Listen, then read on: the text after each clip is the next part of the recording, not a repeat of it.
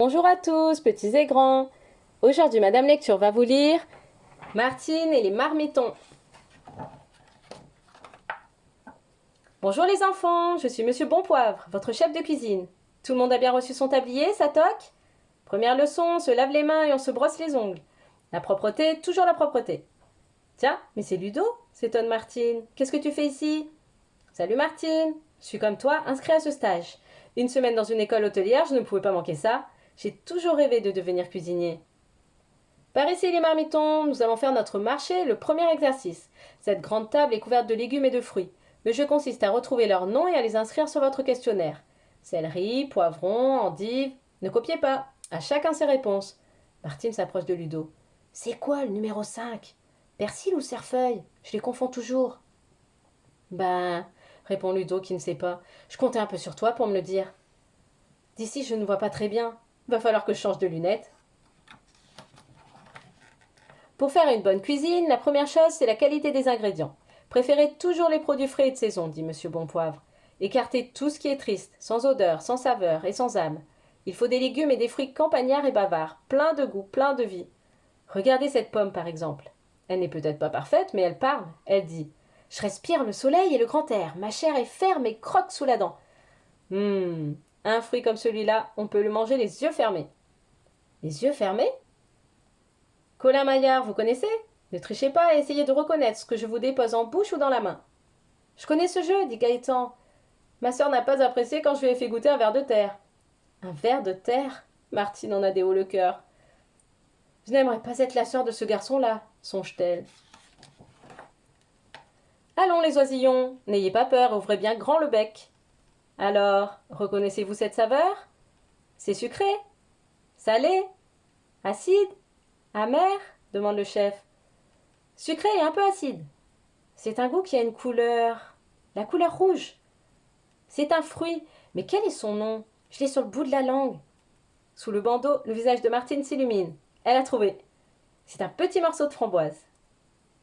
Autre devinette. Celui-ci est sucré, pas acide et plus pâteux. C'est de la banane, répondent les enfants en chœur. Bien. Et cette chose qui pique? C'est du radis. En cuisine, il faut savoir se servir de son odorat. Voici des petits flacons. Ils ont chacun un parfum particulier. À vous de les reconnaître, dit le chef. Ce flacon-ci contient de la lavande, pense Martine. J'y retrouve mes amis de Provence et les collines mauves que j'aime tant. Ici, c'est un soir de l'été dernier chez grand-mère. La porte de la cuisine est ouverte et puis tout à coup, ce parfum de tarte chaude saupoudrée de cannelle. Martine est heureuse de cette découverte. Les odeurs mettent dans la tête des images, des instants, des couleurs, plein de souvenirs. Hé, Martine, tu rêves? Et maintenant, un petit bol d'air. Tous descendent visiter le potager de l'école. Vous avez vu mes choux comme ils sont beaux? Dit fièrement le jardinier. Et les citrouilles? Ce sont les plus belles citrouilles des environs. Il exagère un peu, se dit Martine en souriant. Il me fait penser à mon oncle. C'est beau un potager, c'est calme et pourtant plein de vie. Les oiseaux sont nombreux à venir dans ce grand restaurant. Ils grignotent le bout d'une feuille de salade, mangent une ou deux chenilles, puis ils boivent les gouttes de rosée qui perlent sur les feuilles de chou. Retour aux cuisines. Savez-vous faire du pain? De la farine, de la levure, de l'eau, du sel. Le chef énonce les proportions. Il faut peser. Encore un peu. Arrête, dit Martine. Cette fois, c'est beaucoup trop. Fais donc attention. Mais c'est toi qui m'as dit d'en ajouter, ronchonne Gaëtan. Tiens, j'en enlève. Il se mit à souffler sur la farine. Martine en prend plein la figure. Ah, tchoum! Et ça le fait rire. Un peu de sérieux. Pour faire la pâte, on verse la farine en fontaine. L'eau et la levure au centre, puis on mélange peu à peu. C'est normal si ça colle? S'inquiète Ludo. C'est de la pâte à pain ou un piège pour attraper les monstres? Demande Martine en riant. Encore un peu de farine. Ouf, voilà qui va mieux. Étirer, travailler encore, laisser pousser, rabattre, couper, replier, façonner. Quel travail! En attendant que la levure fasse gonfler la pâte, tous au potage. Il faut couper les pommes de terre en petits cubes, émincer les blancs de poireaux, les céleris, les oignons. Mais l'oignon sait se défendre et la pauvre Jeannette qui tente de le couper a déjà les yeux pleins de larmes. Ne pleure pas, Jeannette! Coupe, coupe, coupe! Attention au bout des doigts! Une assistante intervient. Martine, tu me fais peur avec ce grand couteau. Rentre bien les doigts, comme Ludo, ou alors comme ça, sans prendre de risque. Le chef est un vrai chef. Quand il donne les ordres, il n'y a pas à discuter. À feu doux, vous faites fondre le beurre dans la casserole. Vous faites suer les légumes. Attention, il ne faut pas que ça attache.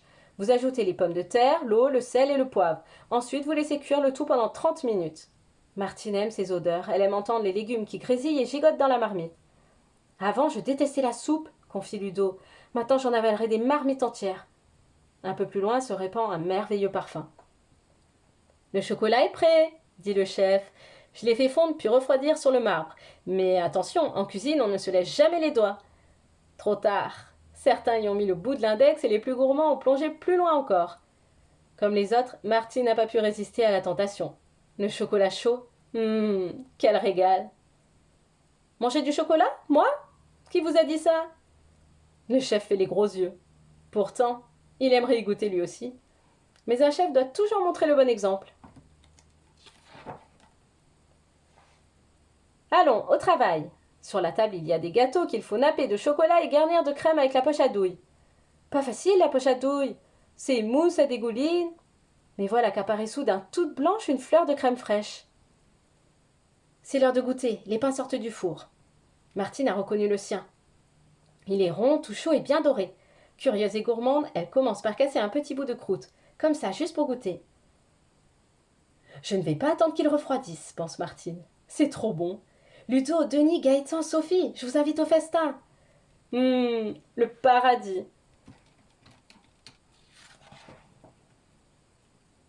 Qui pense que la crème glacée, c'est la fraîcheur et les vacances? En tout cas, pas quand on la fait soi-même. Il faut faire bouillir le lait avec les bâtons de vanille. Ensuite, casser les œufs, peser le sucre et battre au fouet encore et encore. C'est fatigant, soupire Gaëtan. Attends, j'arrive, dit Ludo, toujours prêt à courir au secours de tout le monde. Tu vois, il faut faire un mouvement en 8, et surtout bien éviter les grumeaux. Le fouet fait un joli bruit dans le bol. Ludo est heureux. Martine observe avec admiration ce compagnon marmiton. Elle sourit et pense. Parmi tous les apprentis qui sont ici, je crois qu'un jour ce sera lui le vrai grand chef. Le stage a duré 3 jours. Il n'y a pas assez de pages pour raconter tout ce que Martine y a appris. Mais sûr, elle a fait un beau voyage. Un vrai voyage immobile avec la vue, l'ouïe, le toucher, l'odorat et le goût. Maintenant, c'est l'heure des au revoir et de la photo souvenir. On peut déjà s'inscrire pour l'an prochain, dit Ludo. Moi, je reviendrai. Et toi, Martine? On verra ma toque sans faute au prochain stage, répond Martine. Attention, on ne parle plus et on sourit. Clic. Aujourd'hui, à la maison, Martine s'est levée tôt. Les pains au joli nom qu'elle a confectionnés, c'est maman qui les a mis au four. Après avoir roulé les pâtons dans le sucre, elle a réalisé avec chacun d'eux un superbe nœud. C'est une spécialité de mon village, avait dit monsieur Bonpoivre. On appelle ça des nœuds d'amour. C'est tout simple à faire. De la farine, de la levure, de l'eau, un peu de sel. Oui, c'est tout simple. Mais quand ils sont faits par une petite fille, ce sont des pains pleins de tendresse. L'histoire est finie. Et n'oubliez pas de vous abonner à ma chaîne pour ne louper aucune nouvelle histoire. À bientôt!